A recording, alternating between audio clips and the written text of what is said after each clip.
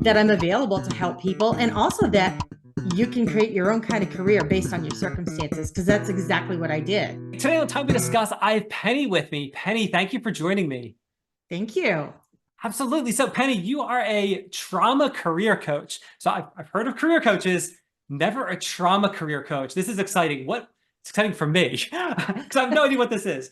What is a trauma coach? What is your typical day like? No, let's start with what is it? Okay, a trauma coach that does career coaching. I'm the only one out there, so I kind of created my own title. I have certification as an executive career coach and mentor, pursuing my certification as a trauma coach. And there are several different kinds of programs. I'm actually doing one out of Australia. And I took the two of them, put them together and said, where do people with trauma need help that they don't have it available? And it's people who have trauma that impacts them at work. So I kind of smushed them together and offer services to people who've experienced some sort of a trauma and are finding that it impacts them at work to figure out, what do I do from here forward? Not the traditional career coaching where I write your resume, I teach you how to interview. I can do that stuff. But my purpose is to really teach people about how trauma impacts them at work so that they can determine, is this the right career path for me? Do I want to pursue something different? And it really started because I did it with myself. How did what happened in your past impact what you're doing now? Okay. So I have complex PTSD. People don't know a lot about that. It's a relatively new diagnosis in the scheme of medical diagnoses. And I went on a disability leave, realized I couldn't do what I had been doing. I'd been an executive in the employee benefits industry. And started focusing on my health. And I went to my first retreat in North Carolina.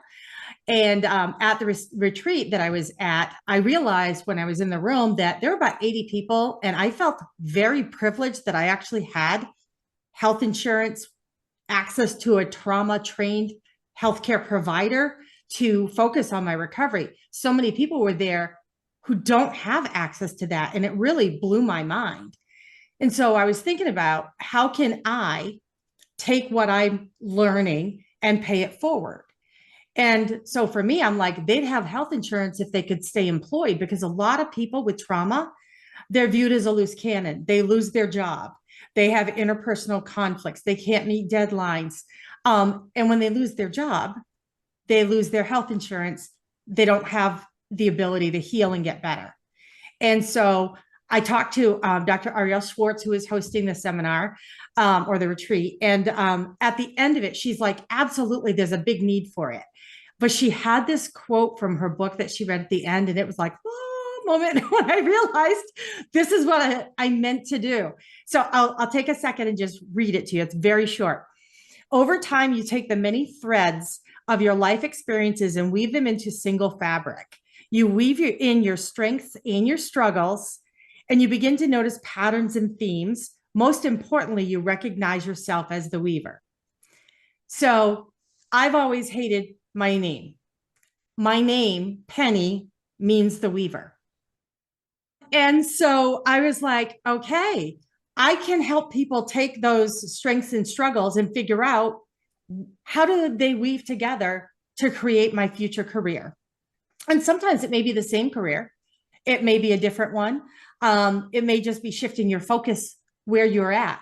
But to me, what I developed was a program called Trauma Responsive Career Guidance. And I literally meet with people for 10 weeks and talk about different aspects of their purpose and their wellness, all as it relates to their work. Now, when you work with people, is it always over like a 10-week period, or is this just a certain subgroup of people filter into that? What does that look like? The formal program is 10 weeks. But I can do, if someone wants, just like I create a care plan for them. Here's how we're going to address your specific circumstances. And so I have the program, but then I have a whole bunch of modules that I can do if someone wants to work with me for longer or shorter period if they're just focusing on one particular thing. I have found, though, that the people who have trauma, once they start talking about it and realizing how it impacts them in the workplace, they realize it's a lot bigger than they thought it was. in working with people with this type of trauma, do you ever work alongside any kind of therapist? Are they involved with that as well? I highly recommend that if it's at all possible. Sometimes people are on a waiting list for a trauma trained therapist, and I can help bridge the gap, as can other trauma coaches. They don't do the career coaching, but if someone needs a trauma coach, there are some incredibly good ones around the world that are trained and can help to bridge that gap. I see the ideal care team as a trauma coach, a therapist or counselor or social worker, and then someone who does somatic work, which is body-based work where your body stores trauma. The trifecta of those three really can complement each other and promote healing in all aspects, and it can be a wonderful thing. I know not everybody has access to that though. So my goal is to fill that gap while they're waiting to get into a therapist. But what I do is different than a therapist. I coach about the behavior going forward, and in my career coaching, the cleanup from the backwards, because a lot of times you leave carnage behind you if you've had a really bad episode at work. Whereas a therapist focuses on what happened to you and addressing that. I address the behavior going forward specific to your career. Okay. So question for you, you talked about the trifecta, you have you and two other professionals, I believe. Yep. What's your network look like? I'm going to say nationally, because I could be wrong, but I get the impression you might do this on a national level. I do it worldwide. Okay, worldwide. So yeah. What's your network of the trifecta? What's that like worldwide? Do you have people like readily available, or do they all do stuff remotely as well, that you can kind of all just connect with this one particular person, the different remote sessions? What's that like? Yeah, well, for me, as far as my network, a lot of people I connect with providers through LinkedIn. I have a mission on LinkedIn. I usually pick a topic of the week, do the hashtag, who's talking about this, look at their profiles, send out requests. My goal is to get 2 people from the mental health community to do a Zoom with me that I've never met each week. Not a problem at all, because they see how what we can do together really is complementary. And as I like to put it to them, there's enough trauma to go around for all of us to keep us in business. We are not competing with each other. We're helping each other to help our clients to get better. So I do have contacts in multiple countries. I have clients in multiple countries that I work with. Trauma is trauma no matter where you are. The one thing that I do stick just to in the States is I also have a 20-year background working in employee benefits, in specifically leaves of absence, accommodations, and disability. And for people who have complex PTSD or any other type of trauma, that's really an important benefit for them to understand. So one of the things I'm building now is online classes where you can learn about your coverages that you may get through your employer before you need them. Because you can look online and find like a disability 101 on a lawyer's page who wants to help you go after, an insurance company.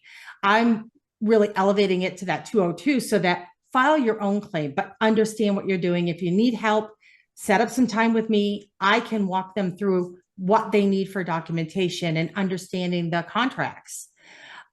Because to me, that's another way I can use my background, my skills and experience to help other people with trauma heal and move forward. So one thing you were saying earlier, you were talking about, you're at the retreat. Yeah. And you had the observation about the people not having the health insurance, so they didn't have the job. And I love that you recognize that and you're looking at the root of not the root of the problem, but like, if we solve this problem, that's going to make these other problems a little easier, by them keeping their job, they're going to still have their health insurance. That makes things a little easier. Yep. I love that. Kind of springboarding from that. How does a person typically find you? Do they, what needs to happen where it's like, I need someone like Penny? How does that unfold? My business is in its infancy. So I'm building I have a Facebook page. I have an Instagram page. I have a LinkedIn page. I've gotten clients through all 3 of them. I try to do some advertising, and I will say, I actually have even applied for a couple of grants because I want to be able to get the word out there so that I can offer these services. Because frankly, I did research on like career coaching services, and it's a little too pricey for your average person that works at a supermarket. So I really tried to price them very affordable for people, knowing that what I do is not covered by insurance. And after they've done 10 sessions with me, I even knock the rate down further with a loyalty discount. But they find me generally online and through things that, I put out there. I do a lot of, I try to publish at least an article a week that I've written, something related to living with trauma. And I get a lot of that out there, and that content does get shared fairly frequently. And usually somebody will see something that resonates with them. On my website, I've consolidated all of the blogs and articles that I've written. So I hit a lot of those SEO terms so that if somebody is searching online, my business will come up. And that's really what I have today. Podcasts and things like this are what I'm doing to get the word out there that I'm available to help people, and also that you can create your own kind of career based on your circumstances, because that's exactly what I did. I knew I couldn't do what I did in the past, but I wanted to look at it and say, what can I do? What is going to make me feel good and be a rewarding career? And honestly, I expect this to grow, and I'm gonna in the future either have to hire people or train them to do what I do. In fact, when I signed up for my trauma training and I was talking to her about my idea, the first thing she said is plan from day one that you're going to have to train other people, because this is something that is so unique and desperately needed. Yeah, that is amazing. And you say your company's in the infancy, but I mean, you're already working on an international level. That's nothing to sneeze at. That's really, really, Thank you. really admirable. Really. So let's talk about when a person first starts working with you. Okay, what's that typically like? What's day one like, or day 5 like? What are some of the things that you do with that person? So the first thing I do is, if you haven't heard of it, the Japanese philosophy of ikigai, where you do this exercise to learn about your purpose. Because having some vision of what your purpose is going to really help you to set the direction you want to go in your career guidance. I actually do it again in session number 10. I want to see, did you stay on the same focus? Did it change? And I found all kinds of results from different people. The next 8 weeks, we actually walk through the 8 dimensions of wellness. And I literally have, a program where here's this week's topic. You're going to focus on financial wellness related to your job, emotional wellness related to your job. And so they read my materials, which is usually no more than 3 or 4 pages. I give them some prompts and say, pick what resonates with you, journal about this week. And when you meet with me next week, we're going to have an in-depth conversation about it. And it's always amazing to me to see what comes up in those conversations, because some of the topics, they're like, this one doesn't really apply to me. And then you start working on it and you're like, holy cow, it really does. And so, when you look at that overall wellness and then you look at your purpose again at the end, it really does give you a different view of it. So they don't give me what they journal. We talk about it, because the big thing that I love about being a trauma coach is it's experiential.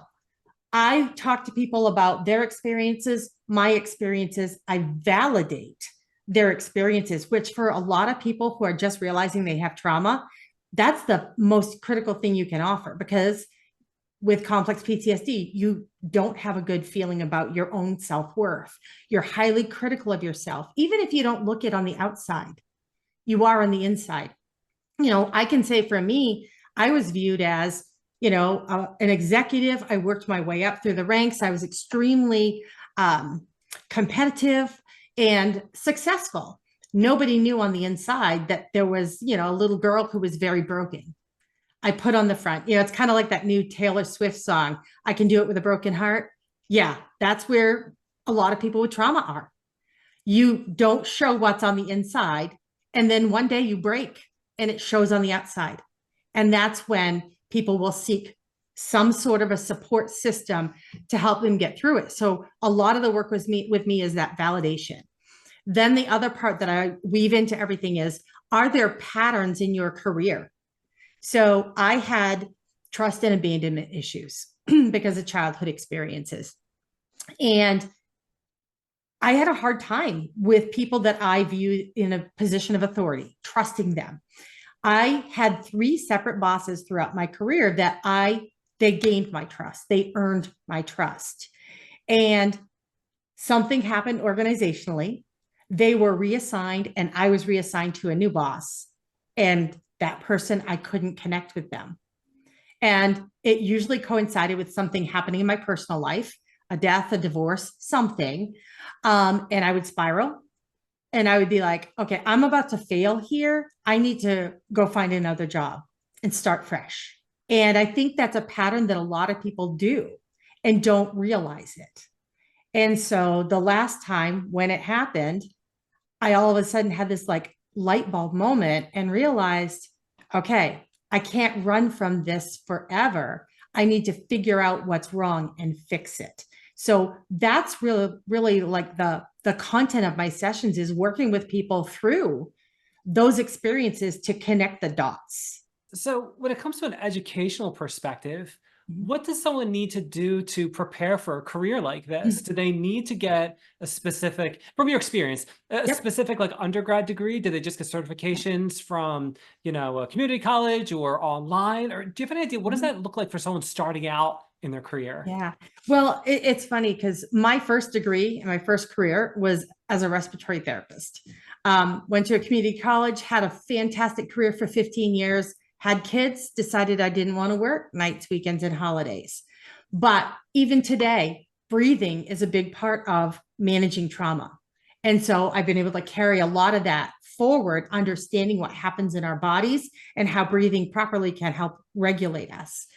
I was very successful career wise without a bachelor's degree. I honestly just got my bachelor's degree when, oh my goodness, about 10 years ago.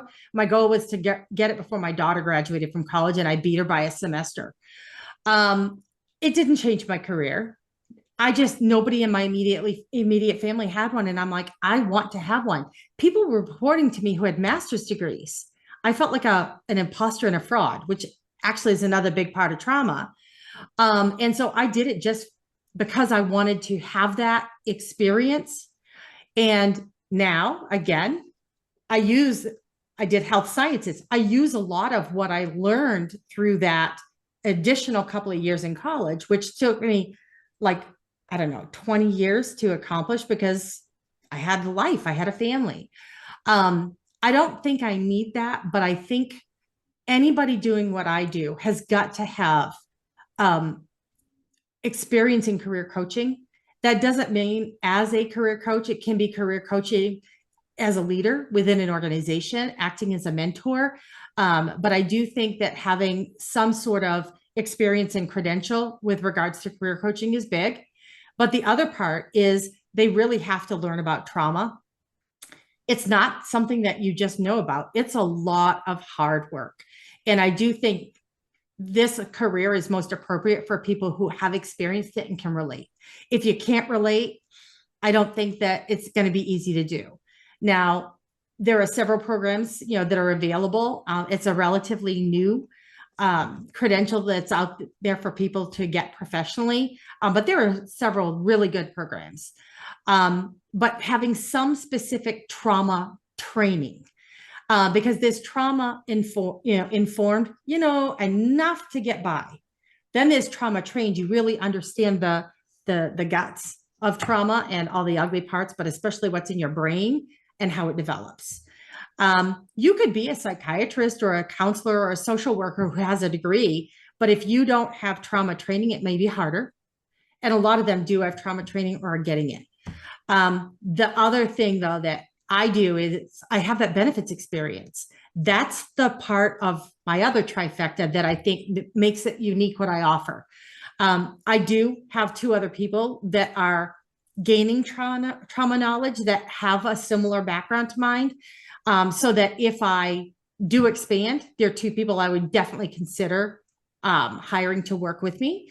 But I do think having that background is also very, very helpful. So somebody who's worked in either employee benefits or disability would be good. but you don't have to have all of them. Probably whether you're starting out in your career or you're changing careers, the requirements, for lack of better words, they don't really change much. It seems like regardless if you have some trauma experience, that's a good thing. If you have background in HR benefits, maybe some kind of medical background, that could be helpful. But it seems like that trauma component and understanding trauma, that's kind of the key, it sounds like. It really is. When it comes to the end of the 10 weeks or that the time period is over, Yep. What happens next? Do you typically then also work with the person from just a generic career coach perspective? Do you continue to do that with them, or no, you're strictly just like that trauma component?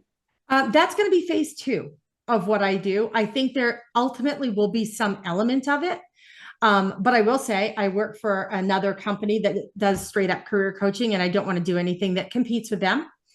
And so I would definitely have to do a very different approach, but I have some ideas, and I think in the future that will be something I can do. So Penny, whenever I'm speaking with someone, I do like to give them the opportunity to talk about a project they're working on, a cause they believe in, something like that, the business they work for. So Penny, I'd like to extend that courtesy to you. If there's something that you would like to discuss, the floor is yours. Awesome. Thank you very much. I just published my program in a book 2 weeks ago. The purpose of me publishing it was, I know not everybody can afford to work with me for 10 weeks, even if it only costs them $600. But people can still, do the trauma responsive career guidance on their own.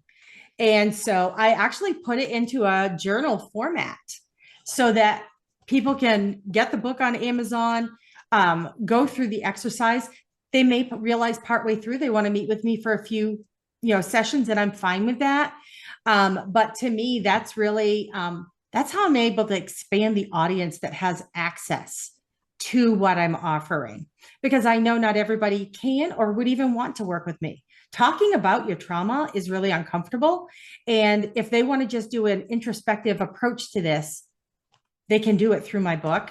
And so that was really the big motivator for me to publish that on Amazon, was to make sure that anybody who wanted access could get access to the program to fit their personal needs and circumstances.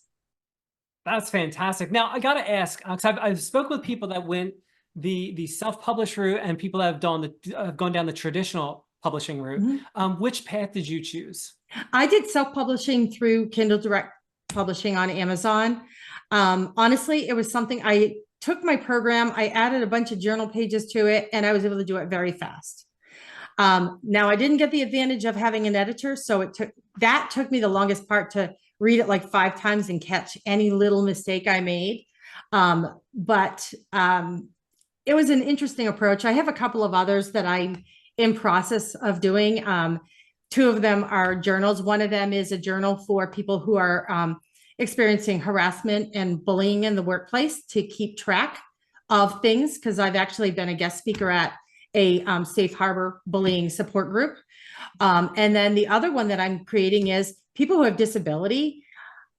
They have papers everywhere trying to organize what they need to tell their doctors and the insurance company. And so I'm literally putting together another journal type of a book where they can log, I couldn't do this today because of my health.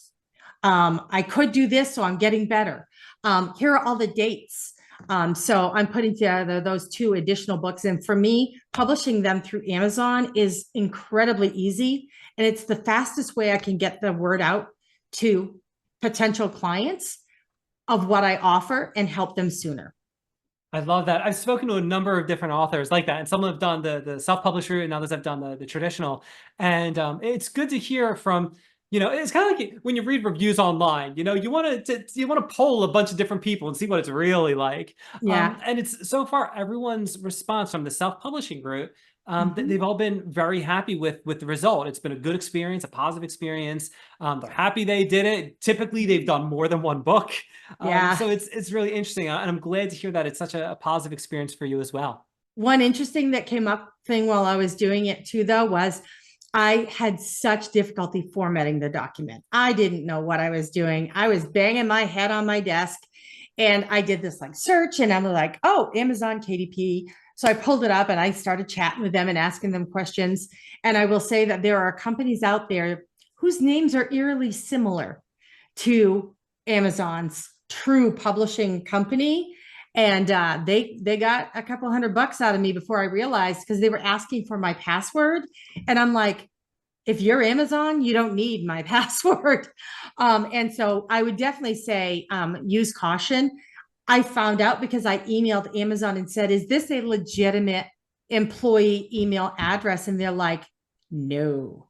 So there are scammers out there. So anybody who does want to do it, I urge them to be very careful who they give their information to and what they pay for. Never, ever give out your password. And that's how I caught them, is I refused to do that. That is awesome information. A good cautionary tale for everyone. Yes. Listen to your gut and the age-old advice, never give out your password. It still rings true even right here. And I'm glad that it wasn't as bad as it could have been. So that's definitely exactly. Good.